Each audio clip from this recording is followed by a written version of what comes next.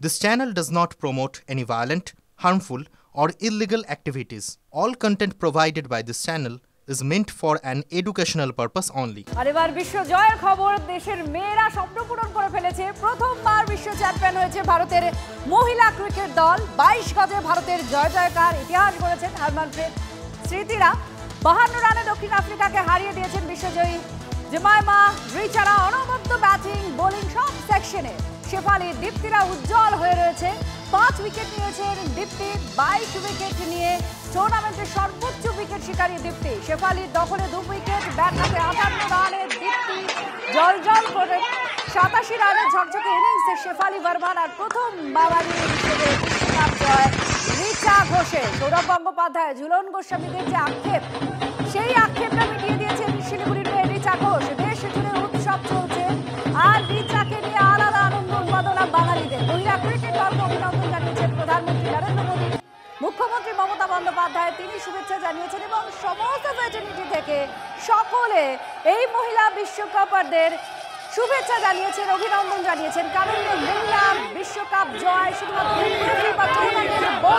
জয় নয়, এটা একটা উন্নয়ন বা একটা উৎকর্ষের জায়গা। মেয়েদের ক্রিকেটে তাদের অধিকারকে কোথাও ছিনিয়ে নেওয়া হয়।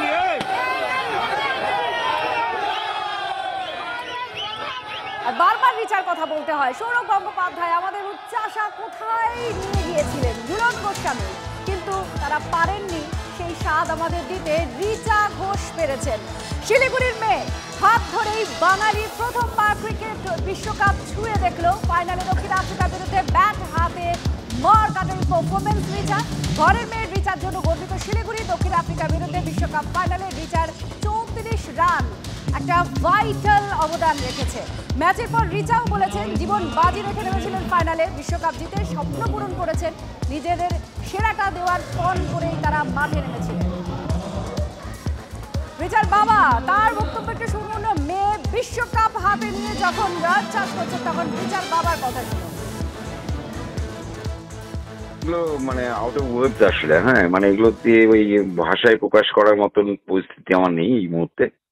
হ্যাঁ, মানে এখনো শখে আছি। মানে অসম্ভবটা সম্ভব হয়েছে আর কি। একটা স্বপ্ন আজকে পূরণ হলো। একাধিক লোকের কিন্তু এর মধ্যে অবদান আছে। হয়তো আমি অনেকে হয়তো বলতে ভুলে যাই, ঠিক আছে, সবার কথা হয়তো সবসময় বলা যায় না, ঠিক আছে। যে তার মধ্যে যেরকম মিস্টার শিবশঙ্কর পাল আছেন, উনি ওনার মানে ওকে প্রচন্ড হয়ে গাইড করতো। মার হাতের রান্না যেটা ও খেতে খুব ভালোবাসতো এক সময়, ফ্রাইড রাইস, পনিরটা খায়, হ্যাঁ, আর চিলি চিকেন ওই অল্প সামান্য। কিন্তু অ্যাকচুয়ালি ওইগুলো খাওয়া বন্ধ করেছে। তো জানি না, হ্যাঁ, কিন্তু আমার ইচ্ছা আছে যে ওকে সামান্য হলেও একটু খাওয়াবো আবার। আমাদের সঙ্গে সরাসরি শিলিগুড়ি থেকে আমাদের প্রতিনিধি প্রসেনজিৎ রয়েছেন। শিলিগুড়ির মেয়ে রিচা ঘোষ, রিচা ঘোষের বাবা প্রসেনজিৎ বলছিলেন মেয়ে খেতে ভালোবাসে, অনেক কিছু ত্যাগ করতে হয় খেলতে গেলে, কিছু অ্যাচিভ করতে গেলে, তা আমরা সকলেই জানি। তো সেই রিচা বাড়িতে ফিরলে একটু খাওয়ানোর ইচ্ছে আছে বাবার। তার সঙ্গে তুমি অনেক খুদেদের নিয়েও দাঁড়িয়েছো। তো তারা কি বলছেন, তাদের দিদিকে নিয়ে তারা কতটা উচ্ছ্বসিত, তারা কিভাবে হাঁটতে চলেছেন দিদির পথ ধরে?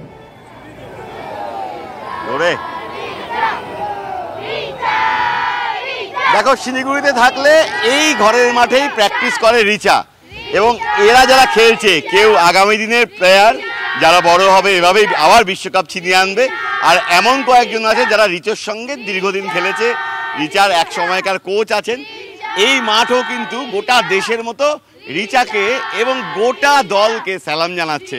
এবং দেখতেই পাচ্ছ আজকে এদের এই যে সকালবেলার প্র্যাকটিস, তার আগে কার্যত এভাবেই স্যালুট করছে তারা, রিচার নামে শাউটিং করে, স্লোগান করে। আমি সরাসরি আগে একবার ওদের সঙ্গে কথা বলি, কারণ ওরা দুজন রিচার সঙ্গে বেশ কিছু সময় একসঙ্গে খেলেছে। কি নাম তোমার? স্মৃতি সাইবা। কালকে খেলা দেখেছো? হ্যাঁ। কেমন লাগছে? অনেক ভালো, মানে অনেক ভালো লেগেছে খেলা। রিচার সঙ্গে যখন কথাবার্তা হতো কি বলতো রিচা? যে আরো তোকে অনেক ভালো করতে হবে, আমার মতন হতে হবে তোকে। তারপর মাইন্ডসেট মানে চেঞ্জ করে দিত ওই মানে রিচা। সেই রিচারা আজকে ওয়ার্ল্ড কাপ জিতে আসলো। হ্যাঁ, মানে ভাবতেও পেরেছিলে? হ্যাঁ, কেন ভাববো না স্যার। এখন মেয়েরাও ছেলের মতন খেলছে, আমরাও খেলবো চাই, আমরাও ওই পজিশনে যেতে চাই। একদম। তুমিও রিচার সঙ্গে বেশ কিছু সময় খেলেছো, মানে কি মনে পড়ছে আজকের দিনে, ফিলিংটা কেমন? খুব ভালো লাগছে, আমরা রিচাদিকে নিয়ে খুব প্রাউড এখন ফিল করছি। কালকে ম্যাচটা খুব ভালো খেলেছে, আর সবাই ভালো খেলেছে, তো ওটাই খুব প্রাউড। এবং আমার সঙ্গে আরও একজন আছেন যিনি একটা সময় বেশ কিছুদিন অন্তত রিচাকে প্রশিক্ষণ দিয়েছিলেন, তপন ভাওয়াল। তপনদা, আপনাদের হাতে একসময় রিচা তৈরি হয়েছিল, আজকে রিচা গোটা দেশের মানে মানুষ তাকে সালাম জানাচ্ছে, স্যালুট জানাচ্ছে। আমি বিভিন্ন জায়গায় দেখতে পাচ্ছিলাম ছবিটা, গোটা দেশ জুড়ে রিচা রিচা স্লোগান উঠছে। কি বলবেন, ফিলিংটা কেমন? ফিলিং আমাদের দেখুন, রিচাকে নিয়ে আমরা আসছি, আমাদের শিলিগুড়ির গর্বের শেষ নেই।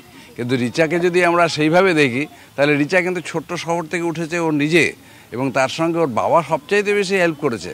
আমরা কোচ বা আমরা এক সাময়িকভাবে হয়তো ওকে দেখিয়েছি, শিখিয়েছি। আমি ডিস্ট্রিক্ট টিমের হয়ে ওকে আমি 2 বছর পেয়েছিলাম, 17, 18, 19।